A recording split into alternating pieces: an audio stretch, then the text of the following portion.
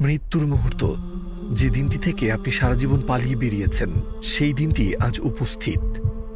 যে দিনটি সম্পর্কে আপনি কখনো ভাবতেও চাননি, আজ সেই দিনেই আপনার ঘুম ভাঙে। আর তখনই আপনার দিকে এগিয়ে আসছে মৃত্যুর দূত। চারদিকে ঘন অন্ধকার, সময়টা ভোর হওয়ার ঠিক আগ মুহূর্ত।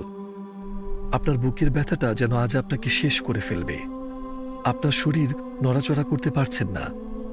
মনের মধ্যে প্রচণ্ড অস্থিরতা কাজ করছে। আপনার শৈশব, কৈশোরকাল এবং বর্তমানে আপনার পরিচয় সবকিছু যেন এক ঝলকে আপনার চোখের সামনে ভেসে উঠছে।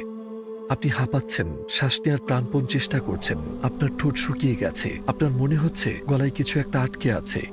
আমার এমন কেন লাগছে? আপনি বিভ্রান্ত আর আতঙ্কিত। আপনার আশেপাশে যা ঘটছে আপনি তার কিছুই বুঝতে পারছেন না।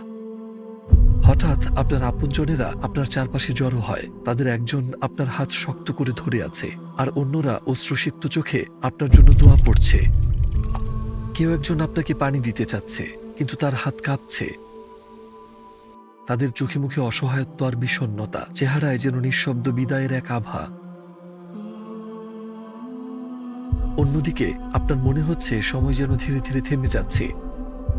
চারপাশের শব্দগুলো ধীরে ধীরে মিলিয়ে যাচ্ছে। মনে হচ্ছে যেন পৃথিবীটা নিঃশব্দে আপনাকে বিদায় দিচ্ছে।